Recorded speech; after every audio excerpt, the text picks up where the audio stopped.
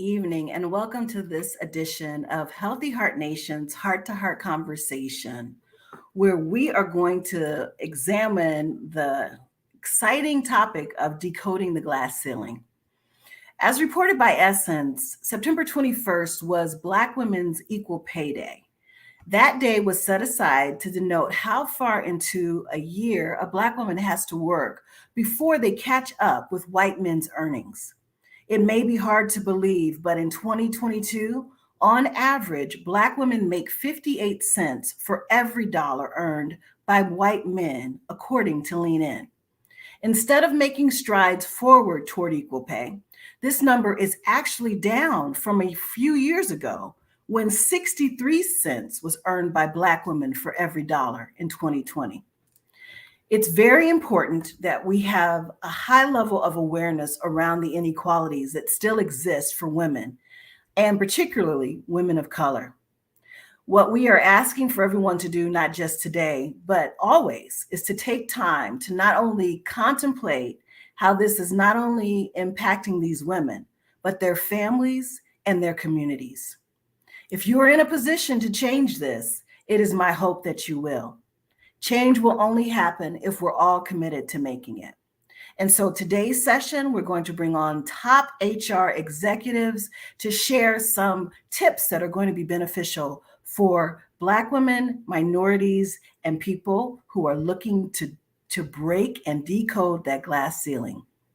This evening, I'm joined by one of my Healthy Heart Nation ambassadors from a business standpoint, Sandra McBride. Sandra, welcome to the show, and thanks so much for being my co-host.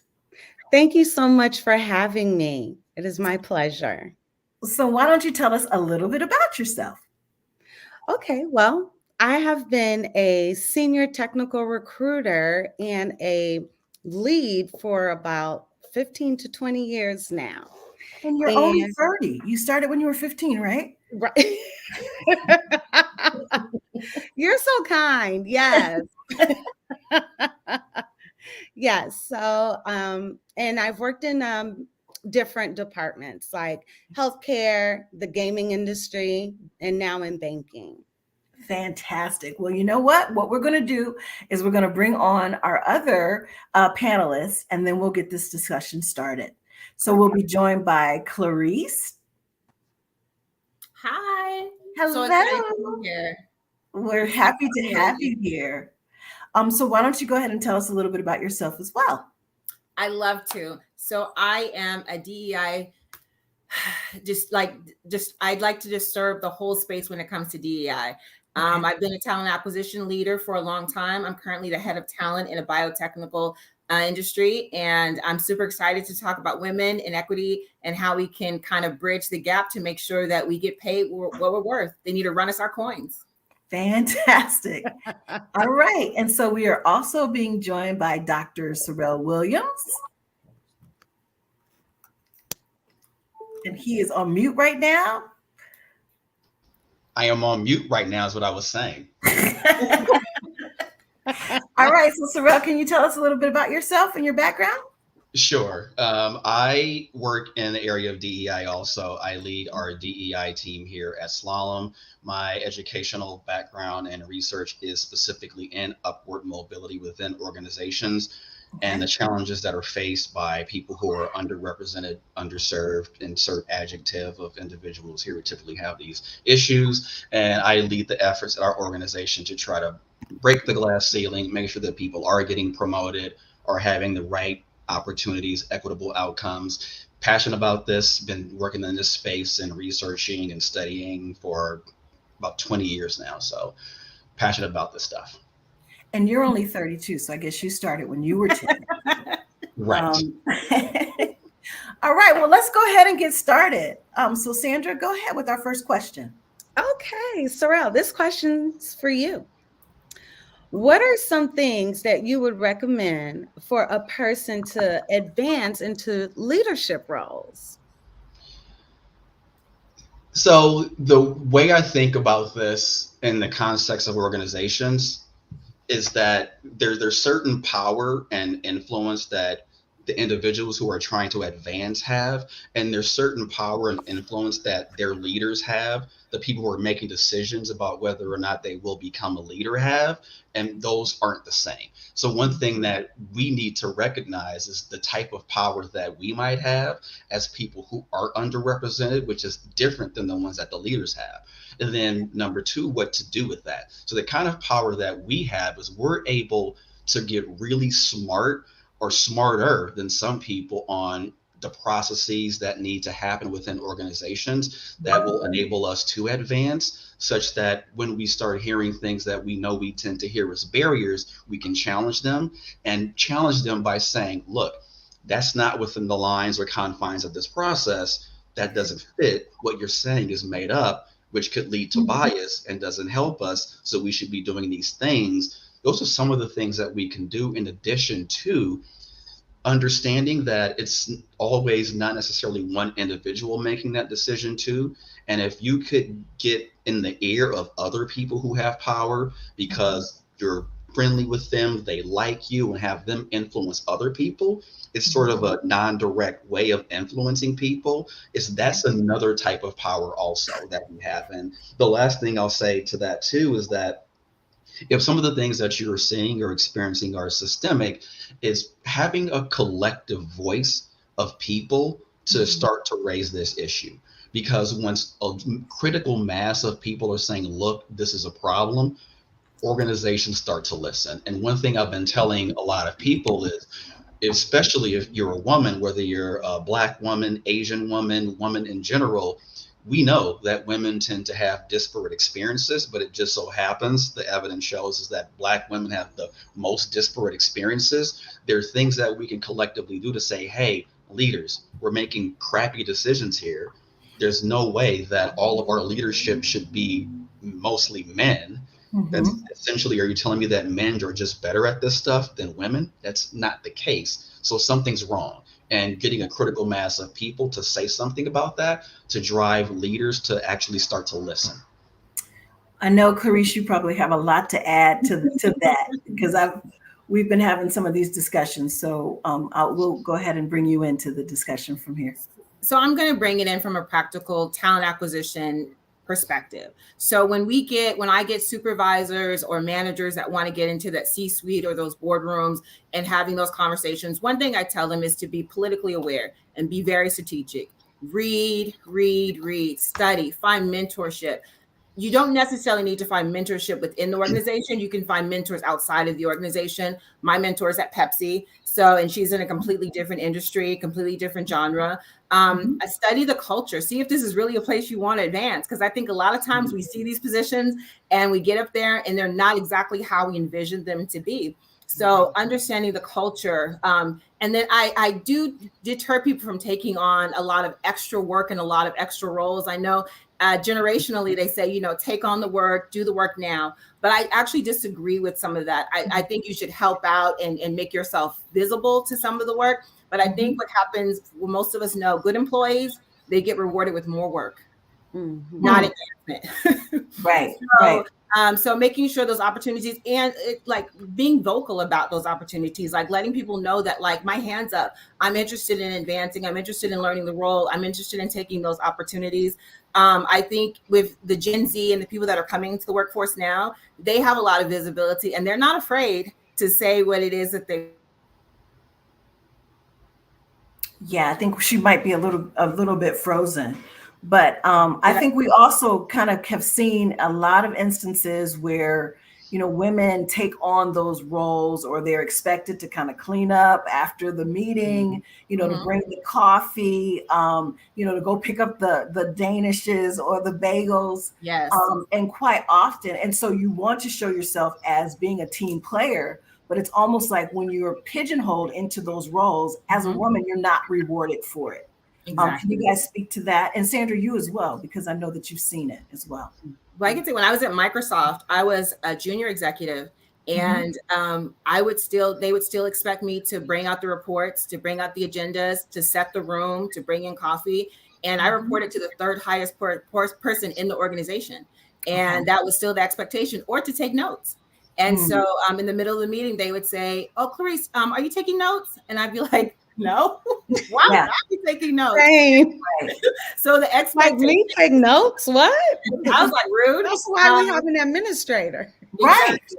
Right. So I think the expectation is there. I think it's so centered and cemented in people's minds and the way that they're looking at work. So it's Yeah. really hard for them to get out of those systematic ways of looking at women, especially Black women, in those leadership positions. And I just think oh, go ahead, Sandra. Go ahead. No, you. And I think too, Clarice, to piggyback off of that statement, because they know too, right? African American women, we love to wear many hats, right? So that's why they think, oh, go ahead, take notes. Oh, by the way, before you come, can you stop and grab us some Starbucks, some donuts? You know, it's like, listen here, I wear many hats other places, but here I just want to do my job. And what, you know, and that's that. Yeah. And a lot of times when you're asked to take the notes, you're actually being taken out of the conversation. Absolutely. Correct. Adding to the conversation.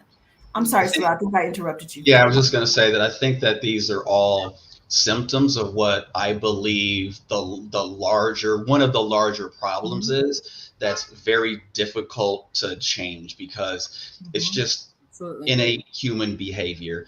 We tend to put people into certain categories and in our minds, they're supposed to fit within a certain role, right? So you see a woman, this is how a woman's supposed to show up. These are the expectations. You see Black woman, this is how a Black woman's supposed to show up. These are the expectations. Now, when that doesn't happen, and then something different happened, it messes with people's minds. And then there's a couple of things that start to happen, which can be harmful to the careers of individuals because a Black woman can engage in the exact same behavior as a white man, but that behavior is perceived differently. For the white man, it's assertive. But for the Black woman, it's not perceived as assertive. It's more like bossy or combative or however, these are perceived as leadership skills for the guy, but you're doing the exact same thing.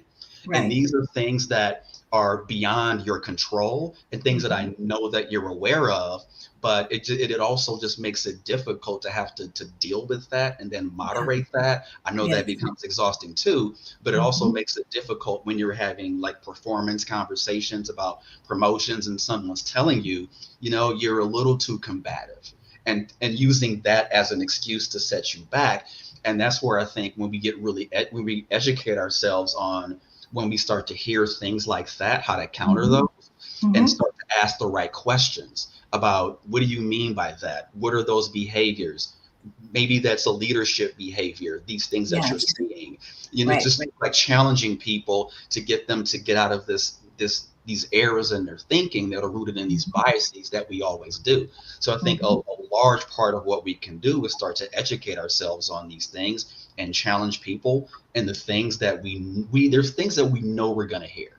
And just what do we do to challenge ourselves? Because again, I'm sure none of you have heard that you've been combative or too much of this or too much of that, right?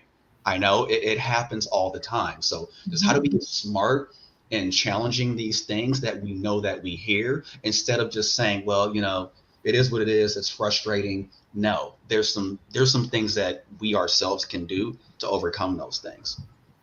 Absolutely. I couldn't agree with you more.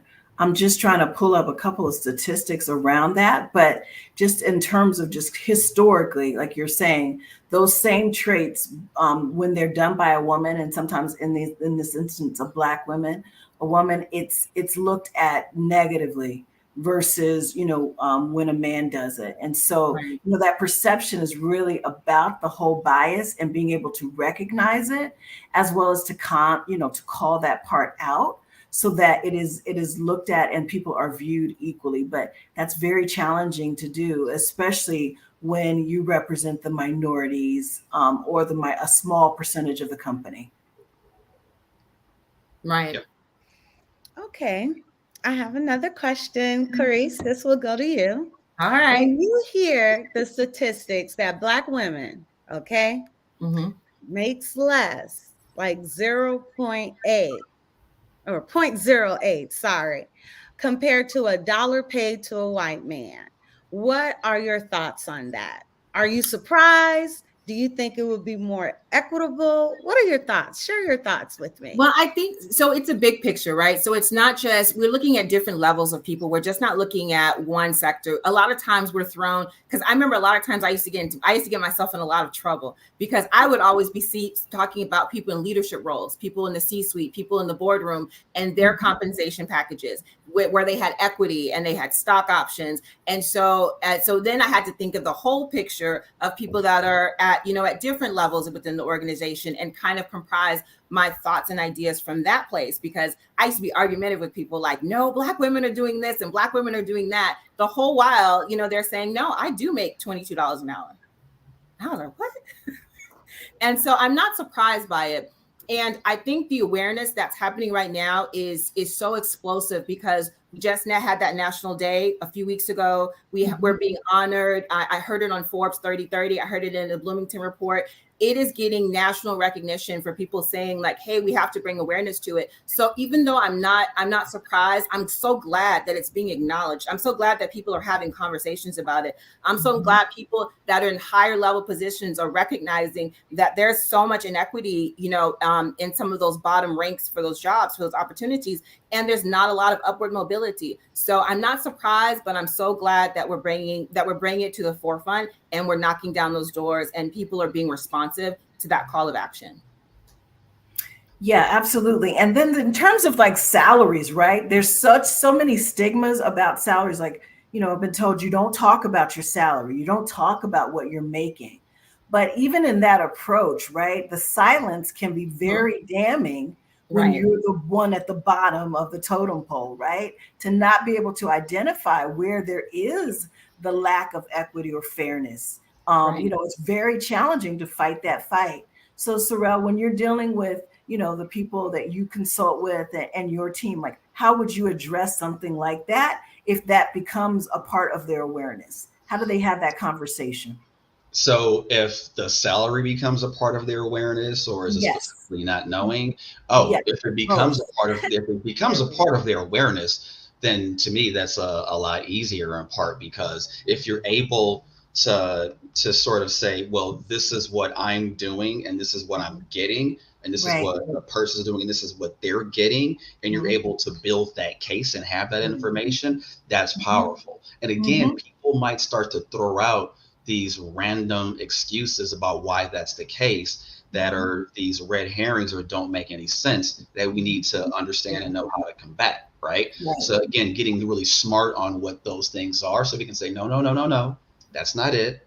It's one for one. These are the same things. And whatever you're saying right now, you're just making that up. That doesn't really matter.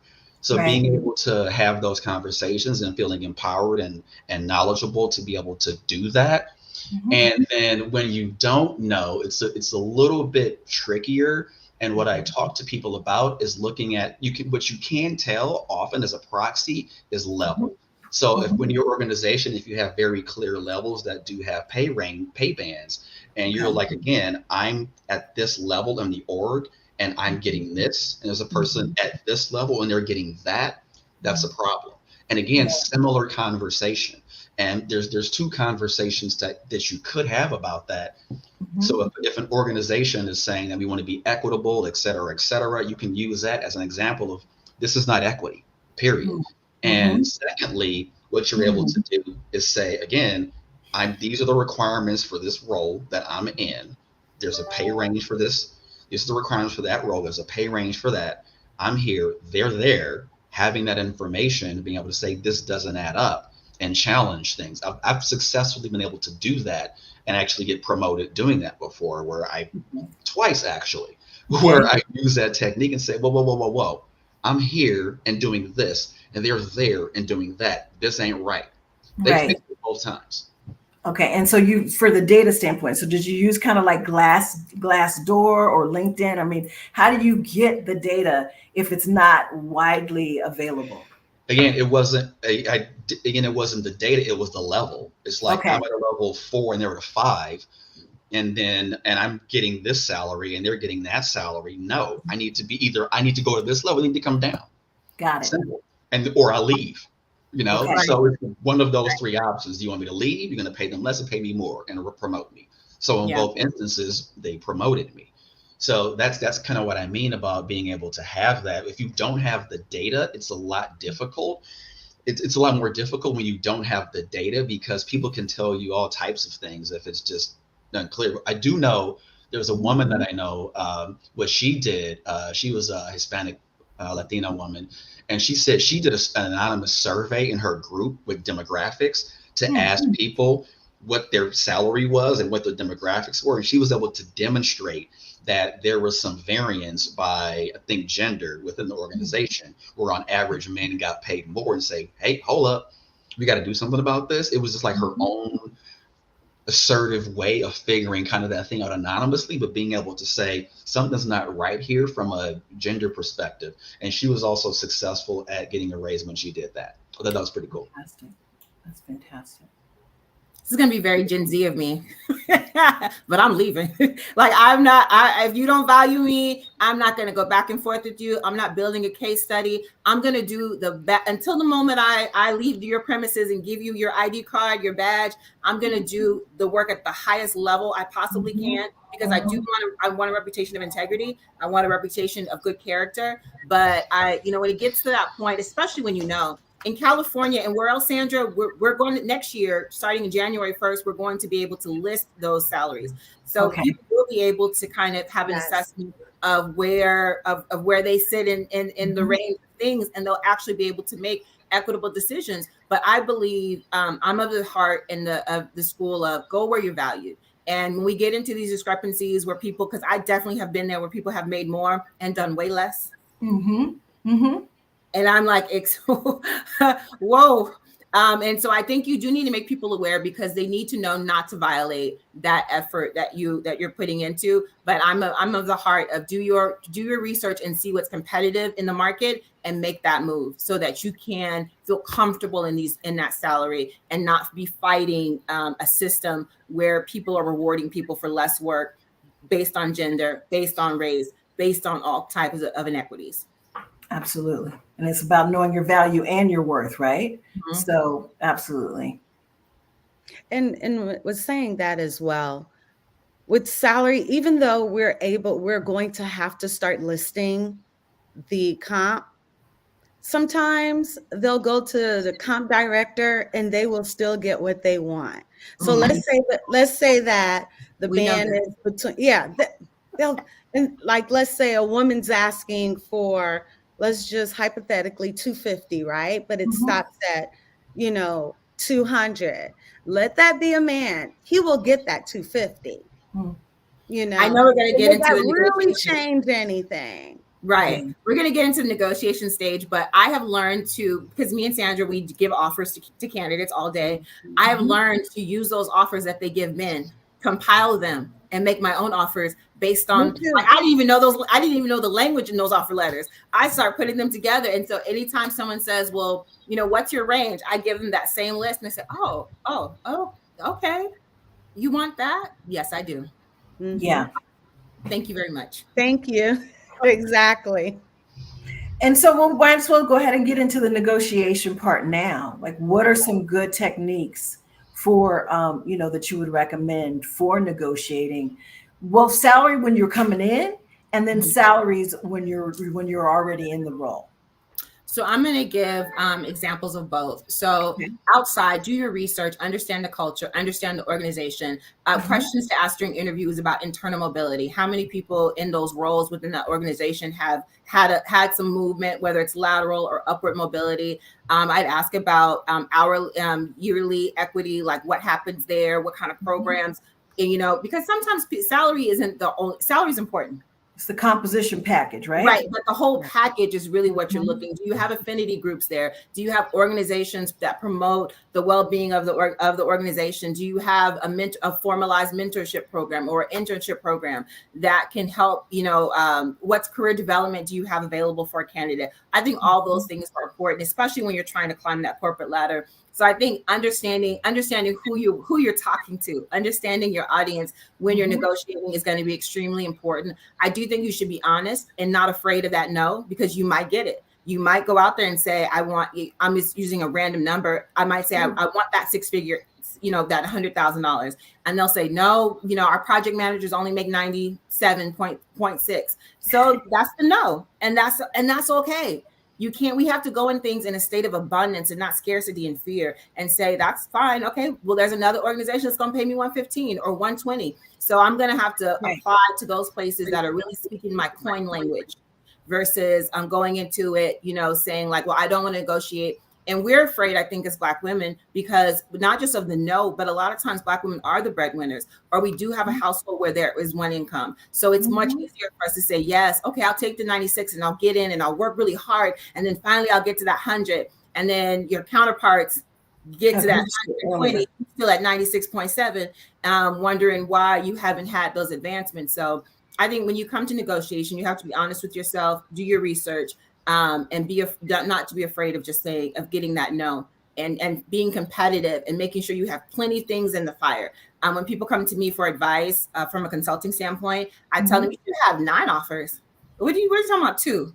Get as many offers as you can. Don't just limit yourself to say, oh, this place likes me, and don't go just for big brands. Don't just go for all the big names. There's a lot of small companies, a lot of foundations, a lot of there's a lot of roles out there that pay that much. So be realistic and broaden your search when you're looking for a job to make sure that you get the best offer.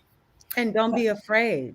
Do not be afraid. You have to be your own voice and advocate when you're going in there and negotiating your salary package. You cannot go in afraid. Yeah, and all of those things that you guys are saying are true, especially the fact that the level you come in, you're working your way up from there. And so a lot of times they do come in and say, oh, if I work really hard, I'll be able to move up that ladder. Yeah. That ladder a lot of times is a gradual one from where you start, right? In that position. So Sorrel, what would you add, to that, or any advice that you would give when negotiating, your current salary and or, upward mobility within the company? Yeah, I would say, again, I would agree with Clarice about know your stuff, like get really smart. I would also agree with, if you can have, part of knowing your stuff is knowing your worth and getting multiple offers to kind of get a sense of what that looks like, so you can actually speak to that and that. The other thing that you hinted to that I would just punctuate is closed mouths don't get fed. So say something. The worst that they can say is no. So at least try. They might say yes. Or the other thing that I would add, that we hinted to a bit about, is just really understand the full compensation package opportunity, whether it's what does the bonus structure look like and how might that look? Are there options to negotiate a signing bonus, or negotiate other aspects of your salary going forward? Or sometimes what will happen with bonuses, I'm sure that if you've been involved with getting bonuses or recruiting folks, that they will prorate your bonuses. So meaning that you only got a bonus for part of the year that you've worked. So is there some negotiation around there? There's also understanding equity programs, whether it's stock options or private equity in companies, getting a sense of that and understanding what that opportunity looks like. Sometimes it's people are invited to these programs. It depends upon level. Sometimes when you do get some visibility into them and the criteria, you're able to start to try to meet those as quickly as possible. And I think those things like that to me are really important, because what you talked about is like a lot of Black women being the sole breadwinners is just like wealth creation within our communities. These equity programs can be tremendous at generating wealth for us if we get into them at the right time and we stick around and are getting good benefits from that. But we need to know what they are, what the opportunities are, how we get in them, what we do. So those are other opportunities for us to consider too when thinking about salary negotiations. That's one thing I'm always curious about. If I'm talking to a company, what is your look like? You can negotiate there. Yeah. And even sometimes you can even, when they say no to the salary piece, you could even negotiate more vacation. And in some instances, like for me, I was able to get, my benefits through my husband. I said, well, I don't need your benefits. Can you tack that onto my salary? So you do understand that at that point, you're in the best position to negotiate for you. They want you, right? So you're Right. really you're in a good place. Mm-hmm. Okay. Well, Sorrel, what can white men, women, and other non-Black people can do to break down barriers for Black women at work, especially people in leadership roles? So as advocates is what As you're advocates, Yeah. yeah. Yeah, so it's funny because the word allies came up to me. People go Mhm. between ally versus advocate, Yeah. Mhm. having a lot of conversations about this. And to me, whether however you label it, there needs to be some actions. Period. Point blank. It can't just be, hey, I'm an ally, I support you, Black Lives Matter.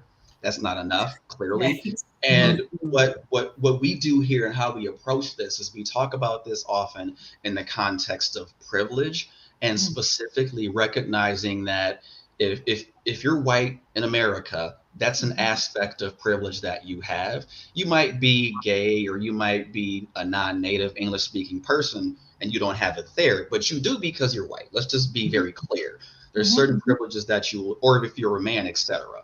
And what I talk to people about is there's the opportunity for people who are in positions of privilege and power to either dismantle the systems Mhm. that are really causing disadvantages to people that are either women, Black women, etc. You can use your privilege to dismantle these systems. You Right. can use your privilege to actually change processes that might contribute to inequitable outcomes. You can use your privilege to sponsor and be a voice for one of these Black women who might not necessarily be heard because she's a Black woman, and you Mhm. will you're heard and influential because you're a leader. You're a leader in an organization who's a white and a man.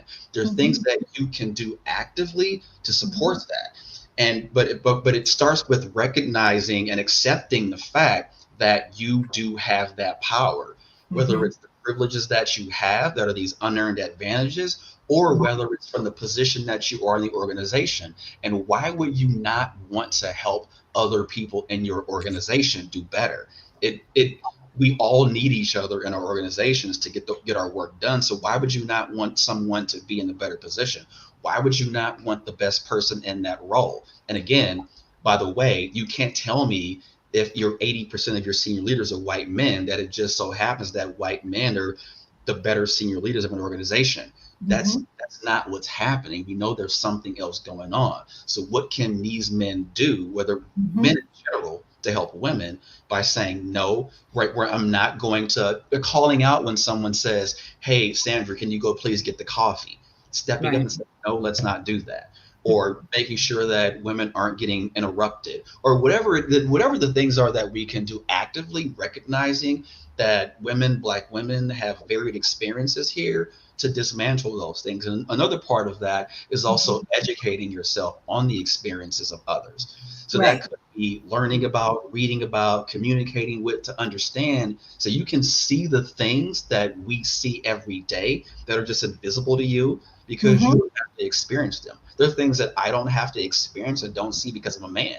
That even Right. to this day, my spouse tells me, and I'm like, wow, really? I had no idea. Yeah. Mhm. Man, I've never had to worry about these things. So to me, they were Right. blind spots. So that's what I mean about learning more about people and their cultures through music, through movies, through books, through conversations. You don't have to get a dissertation in Black studies or any topic like that, but just start to talk to people in groups that are different than yours, learn about these differences, how people experience the world, and things that Mhm. you can do to help them out and to combat some of these barriers that they're constantly facing that you don't see because you never faced them. Very Mhm. true. Clarice, did you want to add to that? Yeah, I will say, unfortunately, that has been my only help is people that are not of color. Hmm. Early on in my career, I reported to an executive and I covered a maternity leave, which ends because the person returned from their maternity leave. And so he said, go down to HR and see if they have any jobs available. So I went down to HR. I came back up. I said, oh, they don't have anything, but as soon as they do, they'll give me a call. He picked up the phone. 2 seconds later, they mysteriously had a job that I was hired for. I was the perfect fit for within Right. 20 seconds. So I would say when they can use their influence to maneuver you around, that is the most powerful tool they can. Later in my career, I had a mentor who was Hispanic.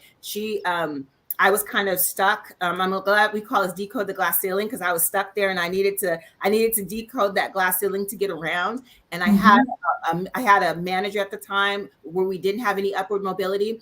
And she said, go down there, talk to Dr. Molina and tell him that you needed another job. And I went in there and he said, go figure out your job and come back tomorrow and I'll prove it. It's Molina Healthcare, Dr. Molina. So it's the largest person within the organization who's like, go find you a job. And even in my last job, I wouldn't say, I've never been helped by my people of that were of color.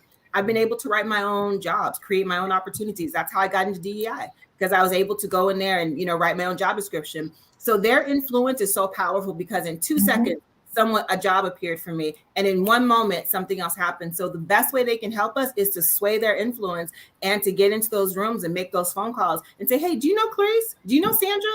Oh yeah, I'm going to come to that. And I also encourage people, and so I'd be interested to know your take on this. I also encourage people to do outside mixers and do outside networking. I think we get to this, like, I'm just going to work the hours I'm going to work and leave. And we miss out on opportunities with key leaders that we would never meet in any normal setting, especially if you work in a large organization. And that's the opportunity to say, hi, I'm Clarice, I'm in HR. And they might not ever come to HR. So it gives you an opportunity. And next time they see you in the hallway or in the elevator, they say, hey, Clarice, how's golf? Or how's your dog? Or how's whatever it is that you had going on when you spoke to them. And I think that's really a good way for people to start leaning in and planting the seed of upward mobility. And you were explicitly giving an example of what I was talking about earlier about the kind of power that we have.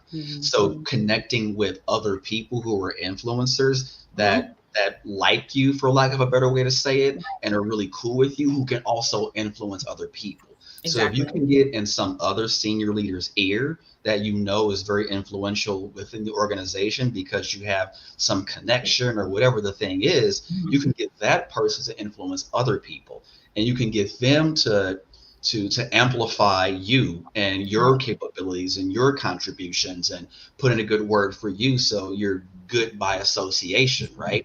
So these are some of the things that we absolutely should do. And the last thing I'll state is, I was thinking about, you were saying, Clarice, about having many people that look like me to help me within these opportunities. I'm thinking, well, there haven't been that many in senior leadership positions available to even do that, unfortunately, right? So, but the people who have been super helpful, they've been white man, white woman, white Hispanic woman, but you know what I mean? So it's like, if you can get these folks to really go to bat for you, and this is where we talk about sponsorship versus mentorship, and to really amplify for you, because they're there for you, they support you, and find them anywhere in the organization, 100%, those are great things to do to start to network and connect with people and start to build those relationships with influential people. Right. So what do those people look like? Like these people that you're talking about? And I'm not saying that they're unicorns, but like, I mean, what do those allies, advocates that aren't necessarily of the same nationality or whatever the case, what do those people look like? What are some attributes of those people so that we can identify them when they walk into a room? They're usually invested in an internship program. They're invested in some level of mentorship. They are people who you feel I wouldn't say necessarily comfortable. I do think it's what we said earlier. You have to have your hand up and say, like, hey, I'm interested in a mentorship. I'm interested in learning more about the organization as a whole so I can grow my career. Every C-suite executive, because they are ego-driven, wants to hear that. Flattery has always paid off, and say, hey, I love your career path. I love what you've done with the organization. You are so amazing, and you've really, bridged the gap for non-white, women in the organization. Do you have any opportunities? Can I bring you coffee and talk to you for 5 to 10 minutes? Absolutely. Tell my assistant when I used to have a mentor she was a CFO at Pepsi, huge organization, one of her kind, super busy, 20,000 people underneath her, still had time for a 15-minute call to tell me, I hate this email. I don't like what you're doing with this. You're being too Gen Z with that. You need to be, focused on that. And so those people are out there and they really it's a call and response. I think they give out these signatures and say, like, I am here, I want to be part of the mentorship. Looking at who's involved when you onboard, looking at people who come down. If you work for a huge company and you have an onboarding and that person comes down to say hi, they're interested in the organization and who's coming in and how to make those investments. So that's how you kind of signal key people that are interested. And if they don't give you a signal, if there's no bat signal, you knock on some doors, you call around, you talk, you ask, because a lot of times people aren't going to necessarily know. If you're asking them as an expert about something that's important to you and to the organization, they have two investments. One, if you grow, the company grows. If that investment comes in there, whenever they need a favor for you, if I'm in procurement and or any part of the organization that they need something, they know I'm 2 seconds, a text message away. So people are truly invested. They want to know that you also are going to make that same investment and to gain that information. And so I think those are two ways. You identify people who say, I'm willing to help. I want to help. And they're not saying, I want to help Black people. Or I want to help Hispanic people. They say, I want to help, you young folks grow. I want to help, the people that are coming into the organization. And I think those are key indicators of people that will become allies, sponsors, or mentors for you within your career. Yeah. And what I think I'm hearing you say is, like, for instance, a lot of times the pretty girl doesn't get asked to the dance, right? Mm-hmm. So even though these people are really busy, these kind of people, like, people aren't coming to them with this type of thing because they were already assuming they have a date, right? That they were already too busy to help you. Exactly. In the same token, these people might be more available because of that. But how do you get around? And I'll give this to you, Sorrel. How do you get around those gatekeepers, right? Like those people who say, "Oh, you can't talk to him," or "You've got to come through this," or "You've got to come through that." I mean, how do you politically get around those gatekeepers that are keeping you from the pretty girl? That can be kind of tough because that could depend upon the organization. Some organizations are much more hierarchical than other organizations where there's ways to kind of get around that. But in some organizations where it's really super hierarchical and that's frowned upon, I think it is a bit more difficult. But in other organizations where it's maybe less on that continuum of hierarchy, then what I would just say is go around them. You know what I mean? And to be like, what are you going to do? Right? Yeah. Like, what's going to happen? And also make sure that when you do it, that you're very clear. So, I mean, I've done that myself. Well, I've done some hilarious things about going around people that I can talk to you about in a different forum. But I would say and also be transparent about it, which is in part what I've done. Like, look, I'm letting you know that I'm going here to this person. So you don't think that this is a slight against you or I'm trying to do something nefarious. I'm giving you a heads up that this is what I'm doing, and just do it, because they can't make you not do it. But if there's really hierarchy involved, you might need to find some more political ways of a creative way. Yeah. I would even say, Danette, knowing the EAs, knowing the EAs, being friends with the EAs, talking to them. I ran into EA at Starbucks, and I was like, "Oh my God! Oh, you work for that's so crazy! Does she have a mentorship program?" No. I said, what's her calendar look like? And so because they have the relationship with that boss. They, what? Chris down in HR wanted to know if you would be willing to come up. Or something, and sometimes you just have to just go in it with compassion, just go and just do it, and don't be afraid. Clarice did that to me. She put me on the spot. She was our CEO. We were at kind of like a picnic, organization picnic, and she said, "He's right there. If you want to work from home, go talk to him." I was like, "Ooh, okay." And I went, I talked to him, I introduced myself, and ever since then, "Hi, Sandra, how are you?" And I'm like, "I'm good." We'll go to Christmas parties. I'm chit-chatting with the CEO. And because of what our bond was at that time, I was able to get HR to work like a hybrid schedule just because of that one introduction, that one push. So sometimes you cannot be afraid. You just do it, but just do it respectfully. She pushed me, but it worked. And you just have to do it respectfully, with compassion. And sometimes I would just email them, don't be afraid. Just Yeah. because they have a higher title than you, that doesn't mean that they're untouchable or you can't communicate with them.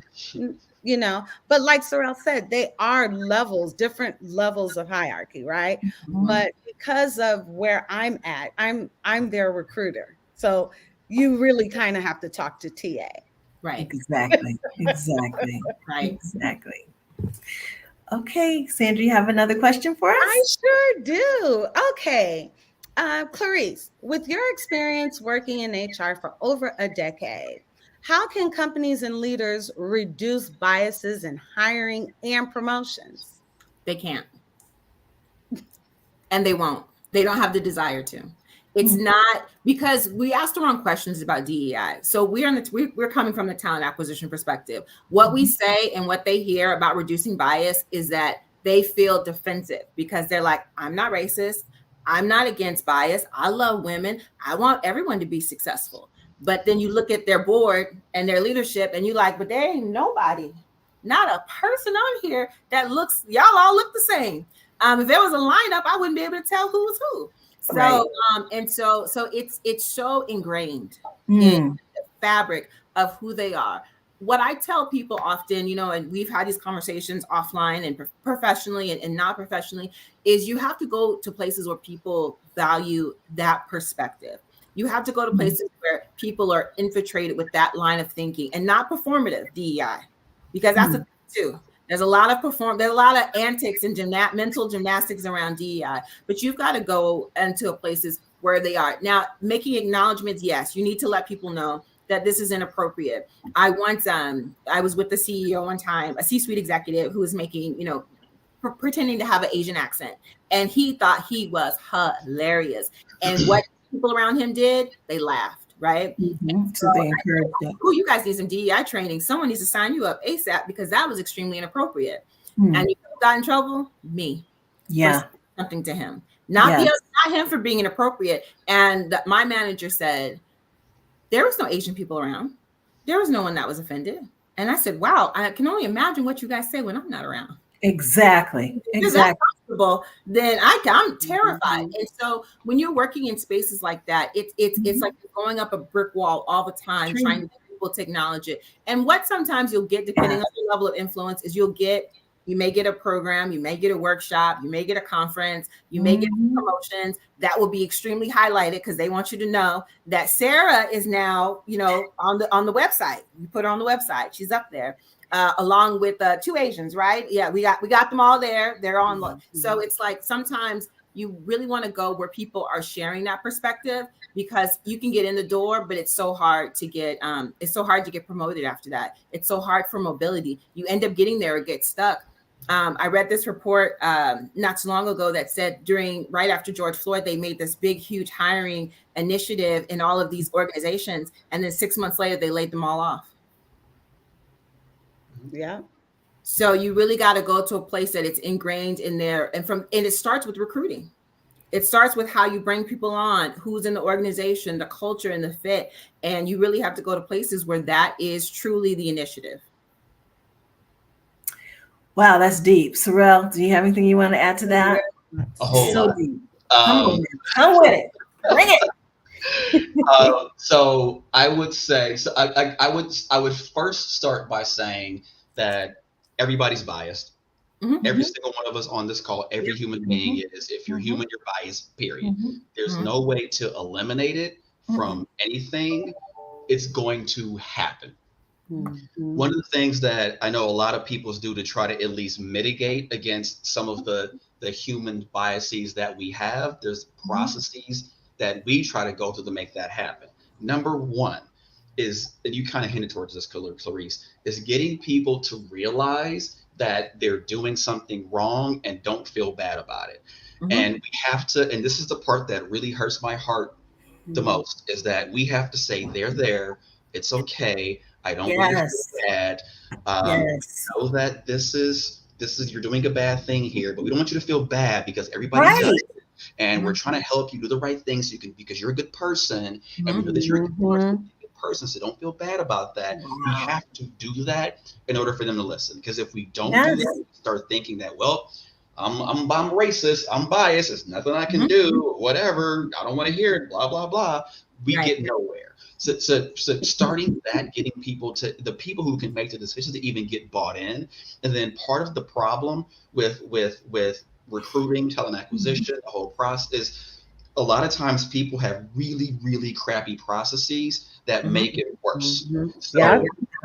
So for example, from an interviewing standpoint, if you have an interview process and people start saying things like, well, you're not a culture fit, or you don't have good communication skills, or you don't have executive presence, and you have no competencies that you're using to assess these things, ensure that these things are needed for performance, you can easily screen out people. There's a bunch of research on executive presence that essentially states that if you are a white man, you already, when you walk in the room, you already have it. And if you're a woman in general, regardless of race or ethnicity, there's like a much smaller range of how attractive you can look to have executive presence. Not attractive enough, don't have it. Too attractive, don't have it. It's like a Goldilocks zone. So having these types of things makes it difficult.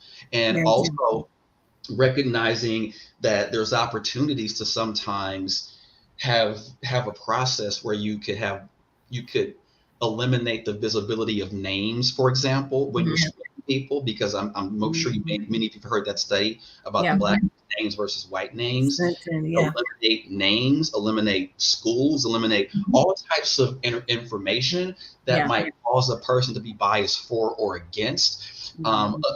Eliminate don't even start talking about education or schools in general, because what it doesn't matter. That we already have from an education standpoint. So that eliminate that. So there's certain things that we can do from a process perspective that minimizes the impact of these things, because we don't have information that we're using to make biased decisions, and we have to make decisions based off of the information that we have, and also make sure the process is such that these are the competencies for the job. We know that these are required to be successful. We know that. Anything outside of that, you're making up. Don't assess people on that, because it could lead to bias. So those are some of but these are usually going to be more systemic things that we have to do, because like I said, human beings, we're biased by nature. I would even say take off the dates, take off any resumes. In there, and they say, I don't want these kids. Or you get people and say, oh, this person doesn't understand technology. They was born in whatever year. And so now, now we're also, because people, I think that ageism is also a way that people discriminate and screen you out and say, for sure. Yeah, they say, oh, I want someone with experience, but not that much experience. Or not that much experience. And if the position doesn't require education, I pull it out. Pull it out. I think that's a whole nother DEI conversation that we can have about job descriptions and the resume building. Like, I honestly don't. I believe we should have job profiles and not job ads at all.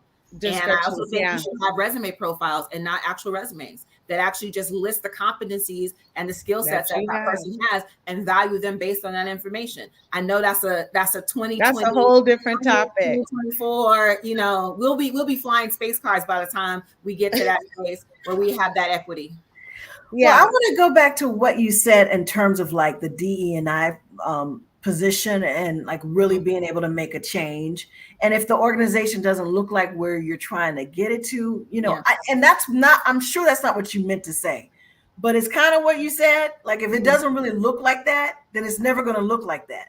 So, so in terms of like our ability to really influence and make that change that they say that they're trying to do. And like, if you're looking at the company and the executive leadership team is 100%, or 80 or very small, are we basically saying that's never going to change because these people don't want to change because, and how do you get there? Like, how do you get there and make those small incremental progressions that eventually are going to make a difference for us as a whole?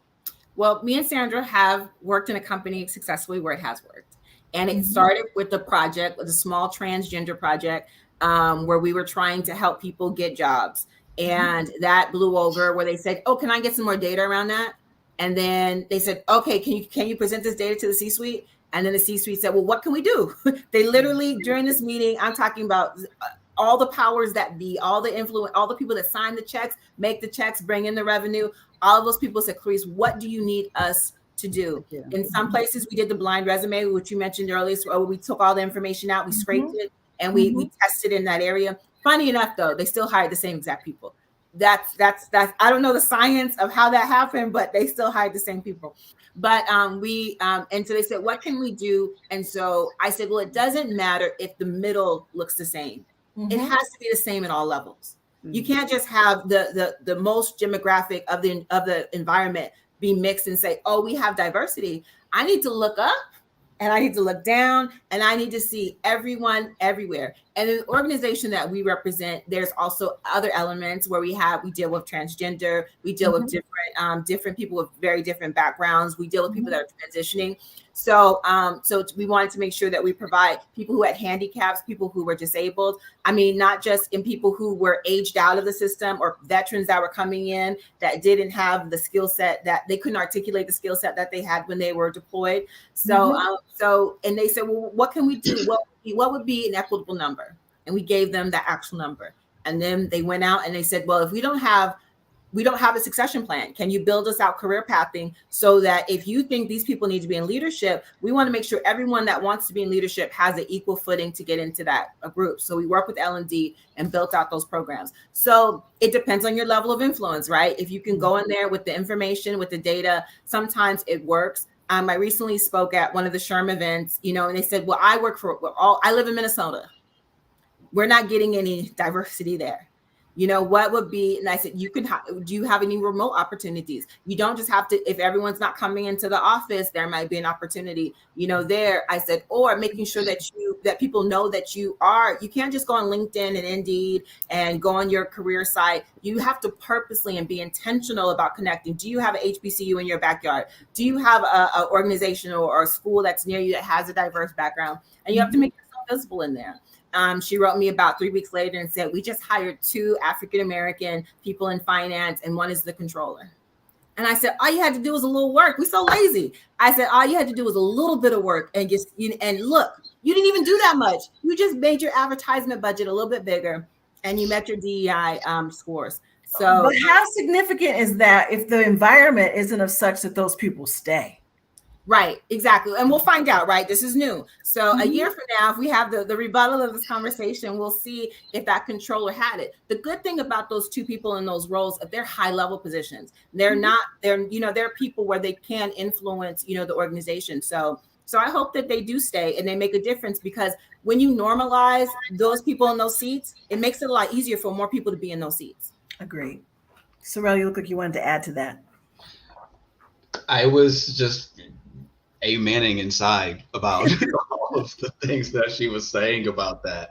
I don't know if I would really have much more to add. I really agree with that. Yeah. Okay. How about you, Sandra? I agree. Okay. 100%.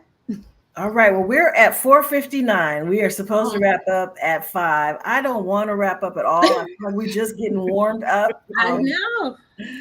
So I think we need a part 2. We do. To really expand it, because I think we really scratched the surface on some of these challenges. And, it's definitely going to be something that is going to take small and incremental changes. I agree that, you've got to see it at the top. And if these organizations are truly committed to making that change, then you do start from the top and work your way from the bottom. It's not, we started from the bottom and now we're here. Like, we've got the experience, we've got the education. All that these people are missing is the opportunity to prove it, and not to just come into it to prove it, but to do the job. And and so you've got to be able to do that. And the organization has to support those initiatives going forward. So those are my closing words. Sandra, did you have any? No, well, yes, I do. I believe that we do need a part 2, right? Because there are so many questions that Mhm. needs to be, answered and discussed, Yes. down to resume building, down to job descriptions, how can we pull these people in, right? Mhm. Mhm. How can we help our people, Mhm. highlight themselves? Because sometimes they just don't know. They don't Yeah. know how to do it. They Yeah. don't know where to begin. They don't know how to write their own resumes. And Mhm. sometimes they haven't had a job in over 10 years. And they think Right. what they did back then will help them. So, yes, we have lots to uncover. And I think this conversation was very, very educational. It was great. And I enjoyed it. All right, Thank you. It was Therese. very informative. DEI is not going anywhere. So it's here to stay, and it's only going to build the momentum, and the working generation that's coming into the office, they're louder than ever. So we're going to see some real changes over the next 2 or 3 years. Fantastic. Sorrel? Agreed. And one thing I always think about when I think about the work that we do is that, especially us as Black people, is we are survivors. We are literally descendants of survivors, Mhm. and we fight, and we will not stop this fight. It is in our DNA. We will continue to do it. I know I will continue to do it. It's who we are. It's part of who we are. I'm going to continue to do it. I know we all are. It's just something that we have to do. Well, with that, I am going to close out this broadcast. Please join us for our November Healthy Heart Nation Heart to Heart conversation.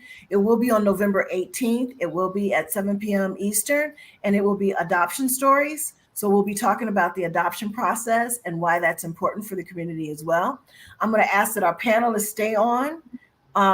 And for everyone else, we're going to sign out. Thank you so much for joining us, and thank you for your time. Please share this link, share this conversation, and we invite you to go to our YouTube channel for more content.